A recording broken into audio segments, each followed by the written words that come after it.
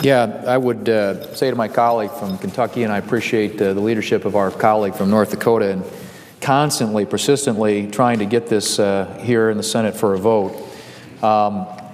My state of South Dakota, like so many others, stands to benefit enormously from this. Of course, we're a neighbor in North Dakota. We wish we had the direct energy production that the senator from North Dakota does, but we have a lot of indirect benefit from that. And in fact, the State Department, the President's own State Department, not the oil companies, the State Department, has said that in my state of South Dakota it would create 3,000 to 4,000 jobs, add $100 million to the economy, and generate $20 million in property tax revenue. And I happen to come from a county through which the pipeline would pass, a small rural county in South Dakota. My father still lives there. He's 94 years old.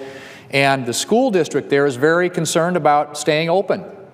And they know that when this pipeline is built, the easement that they will have to get will generate property tax revenue that very well could keep that school district going. And so many of the local governments out in my area of the state are really, really supportive, incredibly supportive of this important project. And so I guess as I have looked at this, and you know, we've now had plenty of time to look at it since it's been around, kicking around here for about 6 years, and 5 now environmental impact statements, all of which can come back and said that it would have minimal impact on the environment.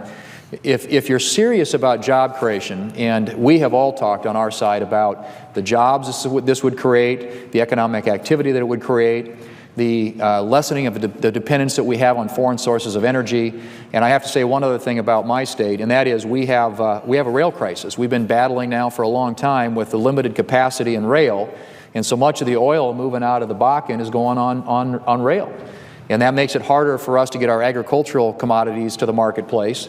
And so what's happening is we are consistently stressed. And the one thing the pipeline would do, in addition to moving Canadian oil down, is it would allow for about 100,000 barrels a day of that, what do you call it, sweet light crude in the Bakken to be put on the pipeline and therefore not on the rail car. And that saves about a unit train a day, which is significant given the kind of harvest that we're dealing with this year in South and North Dakota. And so I guess I would say to my colleague from Kentucky, and I appreciate the arguments that he's made, not just with respect to this specific issue, but also what the administration's policies are doing to energy production in this country and the cost of energy and what that means for middle-income families, what that means for businesses, what that means for jobs. I mean, it's like an all-out assault. And Keystone Pipeline is one example of many that, you know, policies where this administration is in a position to do something good for the economy, something good for jobs, something good for energy development in this country and lessening that dangerous dependence that we have on foreign sources of energy.